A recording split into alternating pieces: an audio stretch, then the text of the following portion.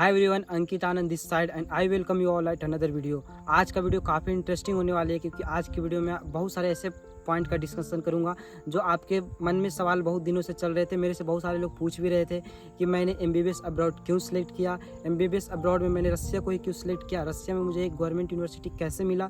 तो आज इन्हीं सभी बातों को लेकर एक डिटेल डिस्कशन करेंगे और मैं बताऊँगा क्या इन सभी चीज़ों के प्रोसेस के दौरान जब मैं एडमिशन ले रहा था तो मैंने किन फ्रॉड या फिर किन स्कैम के मतलब एक तरह से बोलो चक्कर में पड़ गया था। तो उन सभी चीज़ों को लेकर आज के वीडियो डिस्कशन करते हैं। तो चलिए स्टार्ट करते हैं वीडियो को बिना any delay. Once again hello everyone, me myself Ankit Anand. और आप सबको जैसे पता है कि मैंने इस बार नीट का एग्ज़ाम दिया था और मेरे नीट के एग्ज़ाम में 494 मार्क्स बने थे। और ये बात तो कोई भी नहीं कर सकता कि इस मार्क्स पे इंडिया में एमबीबीएस कॉलेज मिलेगा। सबको पता है कि इतने में नहीं मिलता है। तो मैंने फिर दूसरा ऑप्शन ट्राई करने लगा। मुझे ड्रॉप तो लेना नहीं था, वो वाली ऑप्शन मैंने पहले ही बंद कर दिया था। मेरे पास दूसरा ऑप्शन जो बन रहे थे या फिर बीएमएस कर लूँ या फिर बीडीएस डेंटल में एडमिशन ले लूँ। तो वो चीज़ें मुझे स्टार्टिंग से नहीं करना था क्योंकि मेरा एक ड्रीम था पहले से कि मुझे जब भी करना तो एमबीबीएस ही करना है। क्योंकि आज से 10 अभी तो मैं कर लूँगा बीएमएस या फिर बीडीएस, लेकिन आज से 10 साल बाद मुझे इस चीज़ के लिए रिग्रेट फील नहीं होना था कि काश उस टाइम मैंने अपना डिसीजन बदल लिया होता। तो इन सभी चीज़ों के कारण मैं यूनिवर्सिटी सर्च करना स्टार्ट करने लगा रसिया में। मुझे मतलब एक कंट्री सेलेक्ट करना था तो मैंने रसिया को चुना क्योंकि इंडियन स्टूडेंट के हिसाब से रसिया सबसे सेफेस्ट कंट्री एमबीबीएस अब्रॉड के लिए। तो मैंने फाइनली अपना डिसीजन बना लिया था कि मुझे एमबीबीएस जो करने के लिए जाना है अब्रॉड ही जाना है। तो फिर मुझे एक कंट्री सेलेक्ट करना था तो मैंने सबसे पहले रसिया को सिलेक्ट किया। मेरा ये फर्स्ट एंड लास्ट डिसीजन था क्योंकि एज ए इंडियन हमारे लिए सबसे सेफेस्ट कंट्री अगर कोई है अब्रॉड में तो रसिया से बेटर कंट्री और सेफेस्ट कंट्री कोई हो ही नहीं सकती है। तो हाँ, फाइनली मैंने इस साल समारा स्टेट मेडिकल यूनिवर्सिटी रसिया में एडमिशन ले चुका हूँ और वहाँ पे मेरा एडमिशन प्रोसेस ऑलरेडी हो चुका है। एडमिशन लेटर आ चुका है, मेरा इनविटेशन लेटर भी आ चुका है, वीज़ा का प्रोसेस लगा हुआ और विद इन 6 to 7 डेज मेरा वीज़ा भी आ जाएगी। और मोस्ट प्रोबेबली मैं 10 या 12 सितंबर को रसिया के लिए फ़्लाई कर जाऊँगा। तो जितना इजीली मैंने चीज़ों को बता दिया कि मैं ऐसे एडमिशन ले लिया, कर लिया, उतना मेरे लिए आसान था नहीं। मैंने बहुत सारे रिसर्च किया, मैंने बहुत चीज़ों को देखा, बहुत सारे लोगों से बात किया, चीज़ों को मैंने एनालाइज किया, क्रॉस वेरीफाई किया। फिर भी मैं एक छोटा सा स्कैम में पड़ गया था। स्कैम नहीं कर सकते, एक बोल सकते हो कि यूनिवर्सिटी गलत के चक्कर में पड़ गया था। क्योंकि समारा स्टेट मेडिकल यूनिवर्सिटी से पहले मैंने एक दूसरी यूनिवर्सिटी में एडमिशन लिया था। उस यूनिवर्सिटी का नाम मैं नहीं लूँगा सेफ्टी पर्पज़ के हिसाब से, लेकिन मैंने जो वहाँ एडमिशन लिया तो वहाँ के जो कंसल्टेंसी से थे जो वो मेरे से मतलब एक तरह से बोल सकते हो कि फॉल्स प्रोमिसेस कर रहे थे या गलत इन्फॉर्मेशन दे रहे थे। वो इन्फॉर्मेशन दे रहे थे जो यूनिवर्सिटी में एग्जिस्ट ही नहीं करता हो। जैसे मैं कुछ आपको बताना चाहता हूँ, उस यूनिवर्सिटी में खुद का एनाटॉमी लैब नहीं था। मतलब यही हो गया ना कि आप जिस चीज़ के लिए पढ़ने जा रहे हो उसका एक अच्छा सा लैब नहीं था। बस वहाँ पे फ़ी जो था वो थोड़ी कम थी, बच्चे वहाँ पे इसलिए ही जा रहे हैं। दूसरी बात थी कि वो यूनिवर्सिटी जो है एनएमसी के गाइडलाइंस को फॉलो नहीं करता है। आप सबको पता है कि एनएमसी ने हमारे लिए गाइडलाइन सेट किया है 2021 गैजेट्स जिसे बोलते हैं कि जो यूनिवर्सिटी एक गैजेट फॉलो करता है उसी यूनिवर्सिटी में आप पढ़ने जाओगे। तीसरी बात कि WHO के लिस्ट में यूनिवर्सिटी का नाम था ही नहीं और कंसल्टेंसी वाले बस झूठ बोल रहे थे कि आ जाएंगे कल आएंगे। जो भी लिस्ट में नाम होता है वही होता है। कभी भी नाम बाद में बदलते नाम या बाद में नाम ऐड होते हैं, लेकिन अपन जिस टाइम एडमिशन करा रहे हैं उस टाइम तो आपको सोचना पड़ेगा ना कि अगर अभी एडमिशन करा रहे हैं तो अभी उस यूनिवर्सिटी के नाम जो है WHO में होना चाहिए या फिर जितने भी इंटरनेशनल जो अच्छे चीज़ें हैं उनमें उस यूनिवर्सिटी का नाम होना चाहिए। जब मुझे उस यूनिवर्सिटी की ग्राउंड रियलिटी पता चला, मतलब किसी और लोगों से पता चला, फिर बहुत सारे लोगों से मैंने पूछा तो सबकी सेम चीज़ थी। फिर मैंने उसको रिसर्च किया, नेट से सर्च किया, बहुत सारे जगह से देखा तो हर जगह मुझे वही चीज़ मिला जो सारे लोग बोल रहे थे। तो मैंने उस स्कैम में ऐसा फंस चुका था कि मैं परेशान होने लगा था, मतलब बिल्कुल परेशान रहने लगा था। तो मेरे एक जान पहचान के भैया थे जिनको मैं पहले याद नहीं किया था लेकिन मुझे बाद में याद करना पड़ा था। तो मैंने उस भैया को अपनी सारी बात शेयर किया और उस भैया ने मेरे लिए जो हेल्प किया वो कोई और कर ही नहीं सकता है। तो भैया अगर आप वीडियो देख रहे हैं तो बहुत बड़ा वाला थैंक यू आपको। उस भैया ने मुझे उस यूनिवर्सिटी से सारा प्रोसेस को हटवाया। फिर मुझे उन्होंने खुद बोले कि तुझे एक अच्छी यूनिवर्सिटी खुद सेलेक्ट करना होगा। फिर उस भैया ने मुझे हेल्प किया और मैं उसी यूनिवर्सिटी में गया जहाँ भैया ऑलरेडी पढ़ रहे थे। वो यूनिवर्सिटी थोड़ी ज़्यादा हाई फाई थी या फिर कह सकते प्रीमियम यूनिवर्सिटी है जहाँ मैं अभी जा रहा हूँ, समारा स्टेट मेडिकल यूनिवर्सिटी। तो मैंने फाइनली उस यूनिवर्सिटी में जाके बाद में एडमिशन लिया।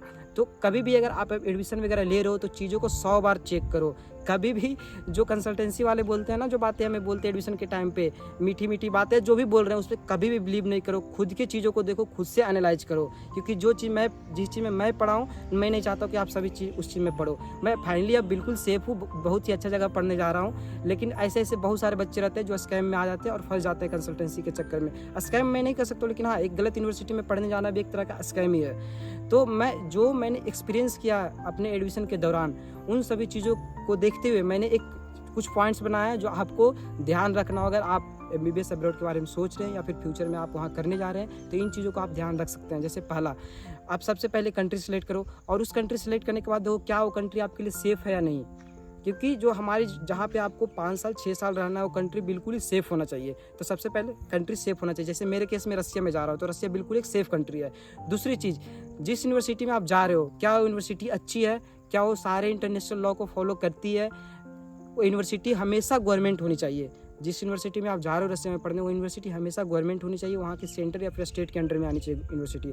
और वो यूनिवर्सिटी NMC गाइडलाइन को फॉलो करना चाहिए। उस यूनिवर्सिटी का नाम हमारे इंडियन एम्बेसी लिस्ट में होना चाहिए, क्योंकि इंडियन एम्बेसी का लिस्ट होता है, वहाँ पे बहुत सारे हेल्पलाइन नंबर वगैरह रहते हैं। तो आपको कोई भी फ्यूचर में प्रॉब्लम होगा तो आप वहाँ से कनेक्ट कर सकते हो।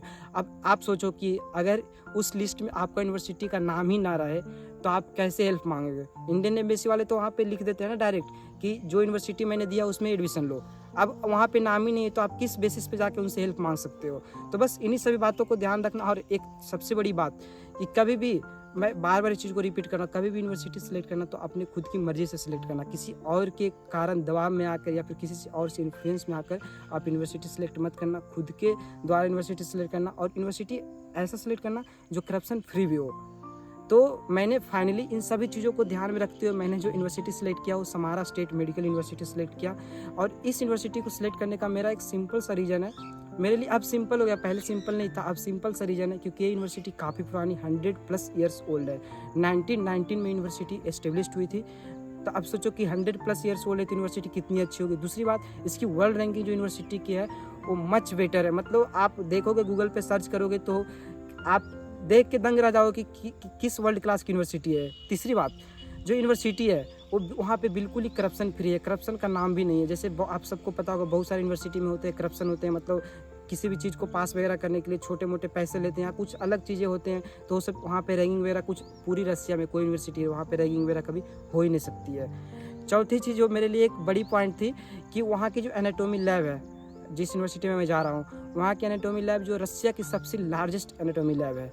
तो जहाँ पे मैं जाके रिसर्च करूँगा, चीज़ों को पढ़ूंगा, वो मेरे लिए काफ़ी बेटर थी। और एक लास्ट पॉइंट जो मेरे लिए प्लस पॉइंट साबित हुआ, जो मुझे बाद में पता चला, लेकिन जब पता चला तो मेरे लिए मतलब काफ़ी अच्छी चीज़ थी, वो थी कि वो यूनिवर्सिटी, मैं यहाँ पे अभी साइड में दे दूँगा, वो यूनिवर्सिटी हमारे all India institute of medical science AIIMS Delhi के साथ टाई अप है। लास्ट ईयर एम्स के ऑफिशियल गए थे समारा, और वहाँ पे जाके उन्होंने एक कोलेब्रेशन किया, बहुत सारी चीज़ों पे बात हुआ, चर्चा हुआ उन लोग का। और ये सबको, इस न्यूज़ सबको पता है, तो हमारे लिए बिल्कुल ही एक अच्छी फैक्टर है कि सोचो अगर एम्स दिल्ली का जा रहे हैं वहाँ पे तो कुछ सोच समझ कर ही गए होंगे। यूनिवर्सिटी में कितनी अच्छी यूनिवर्सिटी हो कि वहाँ पे हो गया। मेरा सारा प्रोसेस जो है ऑलरेडी हो चुका, और मैं अब रसिया जाने के लिए बिल्कुल ही रेडी हूँ। जैसे मैं आपको पहले बता चुका, मेरा भी वीज़ा का प्रोसेस चल रहा है और मैं 10 या 12 सितंबर को चला जाऊँगा रसिया। तो आपको अगर कोई भी चीज़ें चाहिए होगी, मतलब चीज़ें इन द सेंस की कोई भी इन्फॉर्मेशन चाहिए होगा NMC से रिलेटेड या फिर MBBS अब्रॉड से रिलेटेड या फिर काउंसलिंग से रिलेटेड, तो आप मुझे DM कर देना। मेरा जो इस चैनल का डिस्क्रिप्शन में या फिर इस वीडियो का डिस्क्रिप्शन में मेरा व्हाट्सएप नंबर दिया हुआ है, फिर इंस्टा ID भी दिया हुआ है, तो आप वहाँ से मेरे से कनेक्ट हो सकते हैं। और कोई भी आपको हेल्प चाहिए हो तो आप मेरे से ले सकते हो, क्योंकि जो मैंने चीज़ें फेस किया है वो मैं नहीं चाहता हूँ कि आप भी फेस करो। तो आपको मैं ऐसा सोर्स से इन्फॉर्मेशन दिलवा दूंगा या चीज़ें दूंगा जो बिल्कुल ही वेरीफाइड सोर्स होगी, तो वहाँ से आप बिल्कुल ही टेंशन फ्री होकर चीज़ों को देख सकते हैं। लेकिन लास्ट में चीज़ों को एनालाइज खुद करना, आपको खुद से रिसर्च करना, किसी और के बातों में आके कोई भी चीज़ नहीं करना है। तो चलिए इन्हीं सभी चीज़ों को लेकर आज के वीडियो खत्म करते हैं, थोड़ा शाम भी हो गया है, और मिलते हैं अगले वीडियो में। तब तक के लिए बाय।